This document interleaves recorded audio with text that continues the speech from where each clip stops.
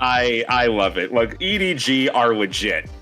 Yes. They came to play. I really thought the Giants had a really good chance to win, and they did in that first series. Not so much in the lower bracket game, but in the very first series, I think Giants played really well this tournament, but they just ran into the real deal. Kang is the real deal. When I asked you before the tournament started who was going to carry their team harder, Demon 1 on EG, something on PRX, or Kang on EDG, we both kind of decided that Kang was the answer, and he has exceeded expectations. Kang is the truth. He is bringing that team with a legitimate shot of getting to at least the semifinals. I do agree. I am the biggest Kang believer in the world. But that first series was like all nobody. That guy was unreal. Like he was lurking on like solo initiator Sky, just getting 4Ks, like potentially like game-winning aces. It was crazy to watch nobody play and the risks he would take and his aim. And I feel like he was one of the weaknesses actually when I would watch this team in Tokyo.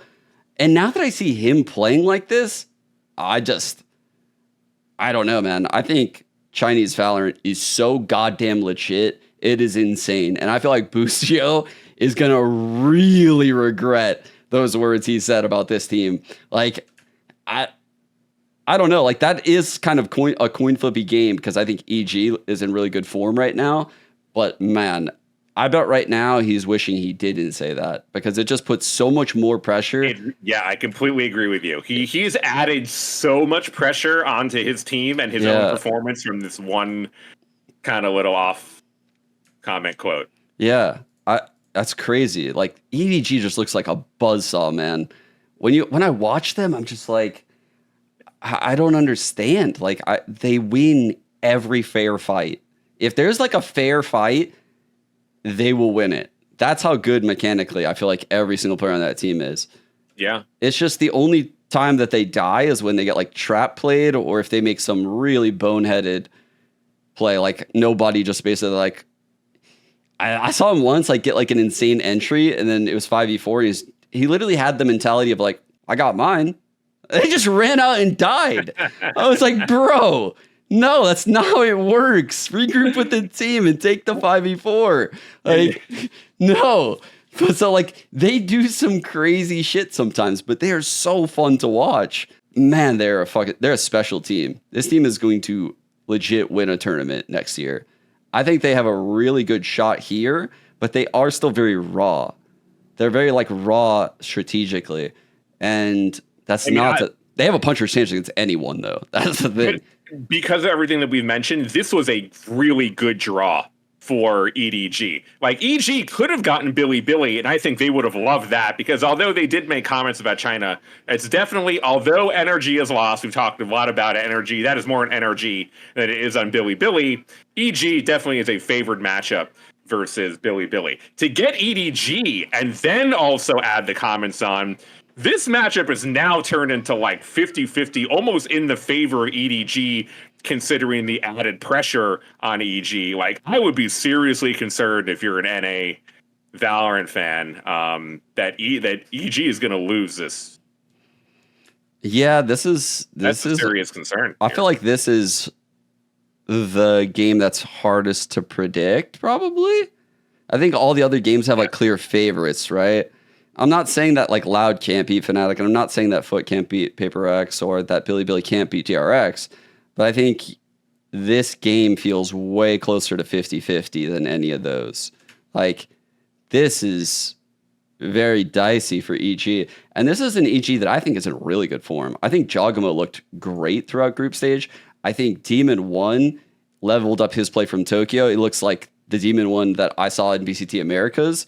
He's like more comfortable again, and they still have these ult plays. They busted him out against who was it that they busted out those ult plays against? FPX. When they played FPX on Ascent, holy shit, they did some cool stuff in order to win that game. I feel like they didn't need to. It was like they were flexing. It was like, look at this shit we can do kind of stuff. And I don't know. This is going to be such a good matchup. I don't know how it goes, just because I do feel like there's aspects of EDG's gameplay that Potter can anti-strat, but then I also have seen EDG pivot off of how they play so much. And like they can change stuff like that and look totally different overnight. Not like comp-wise, but just approach to a round. And if they do that, it'll really throw a wrench in how, like, what Potter wants to do. Potter's coaching and, turning EG around, and since then they have been just owning.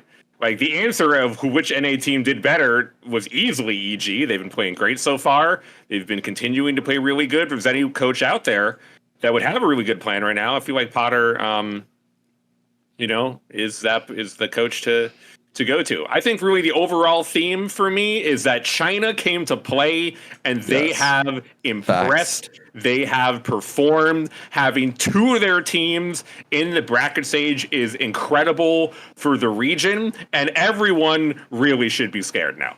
Like, if China's already playing this well, the Chinese league hasn't even started. They're going to be getting way better practice and way better training next year for next year's World Championships. The international scene definitely was put on notice this past week of really how good the Chinese region is going to be, and really already is so far. Dude, I am so impressed. Like, I don't understand how they're so good mechanically. Like, every team has like these star players that are just way better than, like, I feel like the other star players.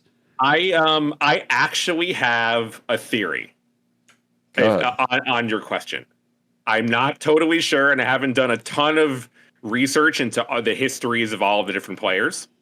However, Crossfire has always been the game over there in China. It is the most played tactical FPS since like the mid 2000s. Just like in Korea, it's Sudden Attack. Only very recently has Valorant overtaken Sudden Attack in Korea, and now Valorant, with its official release, is going to take on Crossfire, which is a behemoth over there. Like, Crossfire has its own pro league with like 10,000 fans in the stadium, and there are way more professional Crossfire players. Crossfire initially as a game, just like Sudden Attack, was a ripoff of 1.6. If you look at Crossfire or Sudden Attack, they are each a little bit differently, but pretty much an exact ripoff of 1.6.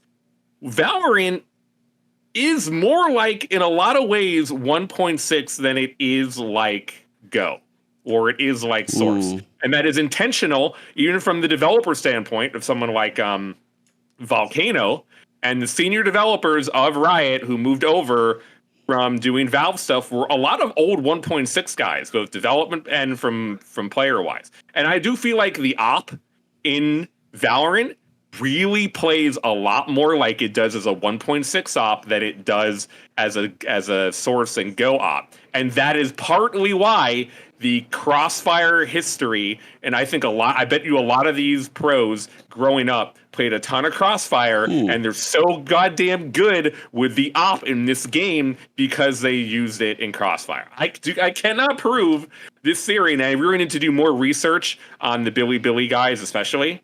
And more on EDG. But I feel like, given the culture over there, that is the game that everybody plays. And if you really look at it, it's the 1.6 clone, man.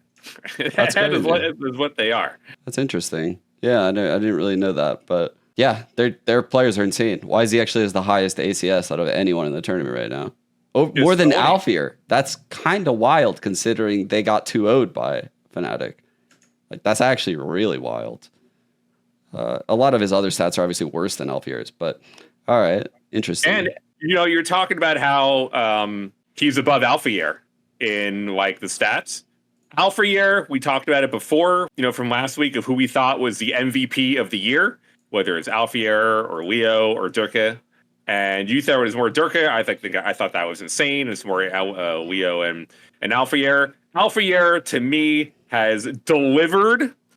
He pretty much, on some statistics, he is the number one rating in terms of VLR and some other stats. He's the highest rated player. He is the MVP of the tournament so far. And right now, if he continues this type of performance through the end of Champions, he will be the MVP of 2023. So I think, considering how the group stage went, we have a clear favorite now for the MVP of 2023, and it is Alfajer. He is the best player in the world right now. I think this is a statement that you can make. I am right there by you, dude. I'm looking through these stats right now. He's number 1 in rating, number 1 in KD by quite a bit. Leo's behind him. And then there's a huge drop off to Mind Freak. He's number 1 in damage around. He's number 1 in kills per round. He's number 1 in first kills per round, playing only Killjoy. Killjoy! He's doing this on Killjoy. That's actually insane, dude. Like, that's actually insane. That's actually fucking crazy. There's no way. Mark my words. There's no way that if Fnatic wins this tournament, that this can be this way. Like, this is like such an outlier. I know he's had insane stats like throughout this year, but how the fuck is this possible when like you have Durka and you have all of these other talents on your team like Leo and Chronicle and even Boaster had insane moments. Like, bro, there's just no way. There's no way he can maintain this. But I do agree, if he's anywhere even close to maintaining it, then he's the number 1 player in the entire year. Like, without a doubt. Without a doubt. And I have to give you credit because I think you, even before the tournament, said that he would probably get it. Yeah, so, I had him as my pick so far. I had him as the favorite so far. Like, man, that is very impressive coming from like a Sentinel player to have like a number 1 statistic player like that. Like, if I'm playing against Fnatic at this point, I am looking at everything this guy does and I'm playing to anti him. Because I think most of the teams that play against Fnatic don't do that. And interesting. I think a lot of the teams that play Fnatic try to counter like overall bigger picture things or what Durka likes doing, maybe try to get first bloods on him. And maybe he's like flying under the radar. I think he should be a heavy focus for anti-shrouding in these playoffs because it's now 2 tournaments in a row. It's not very often you would anti-shroud like a Sentinel player. But yeah, like there has to be some kind of like consistencies throughout his game that you could like pick apart. There has to be. I've never looked, but holy shit, dude. Like, how is the Killjoy? How does the Killjoy have the highest first kills per round? Like, think about all the insane duelists we have. Like, what? Like, we're talking higher than Kesnet, higher than YZ, higher than Kiwi, higher than Buzz, higher than Durka, higher than Jing, higher than Kankang, higher than Ospas, higher than Artis, higher than... Like, everyone below him, Rod, is a duelist. Every single person below him is a duelist.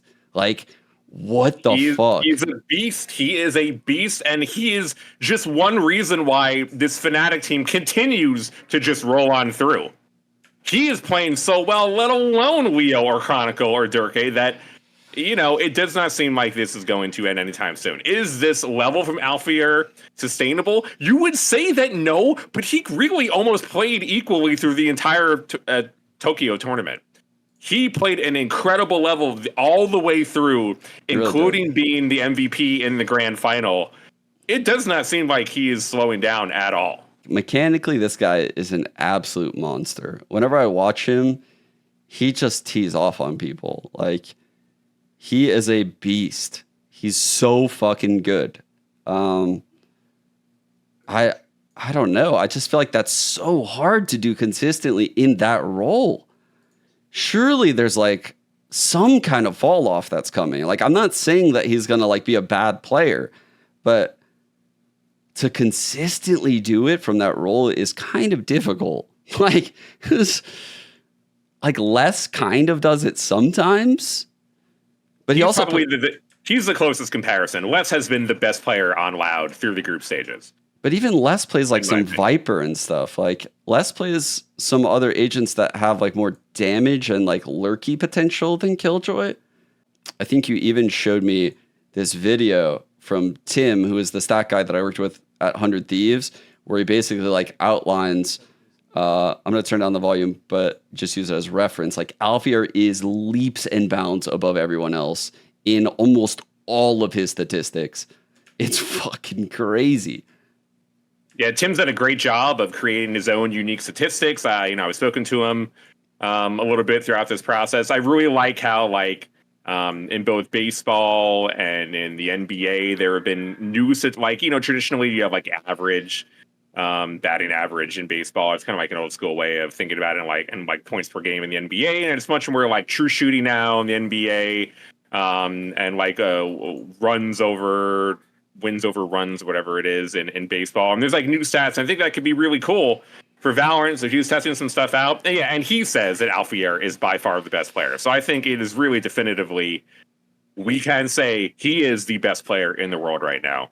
And he is driving the bus for Fnatic to the championship. Until PRX beats him, of course.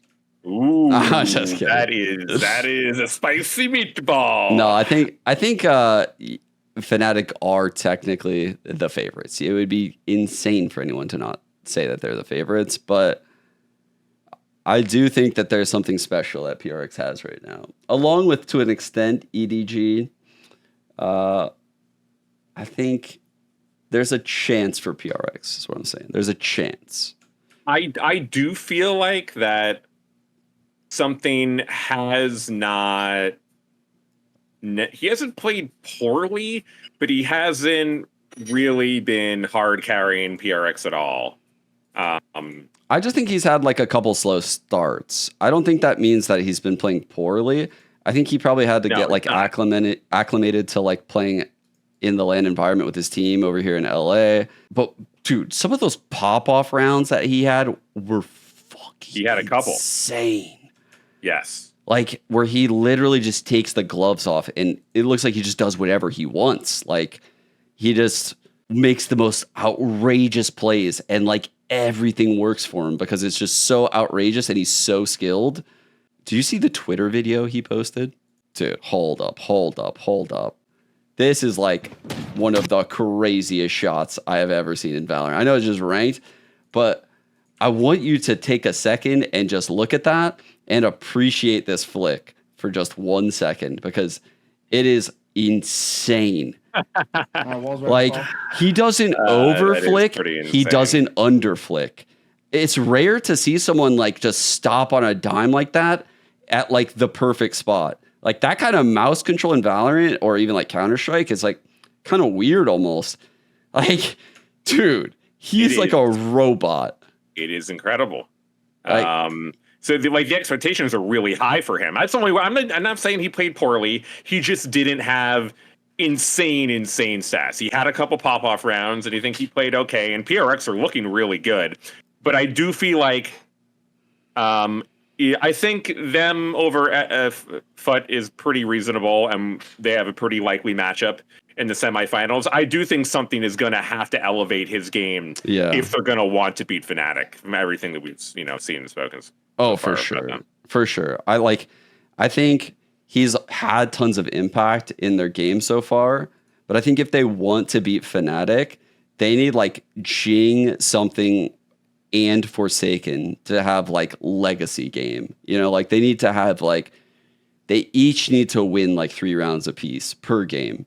Like, you know, like it, and I think they're capable. That's the crazy part. Is like that's how much skill that I think is on Paper X, and the way they innovate. I mentioned it a lot actually on the desk because I did the pre-tourney interview with Jing and something. So I talked a lot with them actually off camera, and they opened up a lot about like how their team operates. They don't take anything from any team, dude. Like this is a team that when you play them, you're feeling shit that you have never felt before. And the skill that they're doing it with is like outrageous. It is so hard to prepare for a team like Paper X. So hard. And like this is something that I listened to Coach Alex from Crew after they got done playing them. He's like, yeah, we knew what they were going to do and stuff, but like we just weren't ready for that pace, even though we kind of knew that they would do it. No one is ready for it until it fucking happens to you. It is so hard to play against that shit. They're like blitzing you from everywhere. And like, it's one thing to know that they're doing it, but like they still have ridiculous skill. So it's like, what are you going to do? Are you going to take 4 people there and just gamble stack?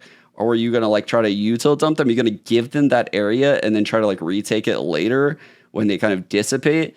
And it doesn't seem like any of the ideas are that great, which is why that they're such a hard team to play against, right? Like you have to have really good counters across the map for the things they like to do. Like their fast A main take on Pearl, you need a counter for that. You need a counter for their fast B take. You need a counter for their fast link take. You need a counter for their like, and then they'll randomly just slow down the pace and go slow. And you're like, what the fuck is going on? And it like confuses you. I'm a huge believer in this team right now. I'm over the moon about them. Like I'm the biggest paper boy. I feel like PRX, more than any other team in the world in this game, has really embraced that Valorant is not Counter-Strike. They have embraced this game as not Counter-Strike. You do not need to defight all the time. You can just hold W, and you can go in. This game was made with abilities that give you faster movement speed, that allow you to get onto sites extremely quickly, and I really feel like they have embrace that style, which allows them to, when they want to go into defaults, when they want to play passive, it is so much more deadly than other teams because they have the ability to get on and to execute. It feels like so much more quickly than any other team. Yeah, I'm in full agreement. Like I don't know. I don't think there's a weak spot in Paper X when I watch them play right now. Like they're doing such cool shit. I watched Mindfreak literally look through an Astra Star, like to block vision. It was fucking crazy. It was the opening series against Crew. It was on Split. Hold up. I'm going to like quickly rifle to this round right now. Yo, I've never seen anyone do this before. Look at what he's doing. He literally is using like his own Astra Star to like block his body. Like Crew is a really good idea. That's a really good idea. Bro, no one does that. No one does that.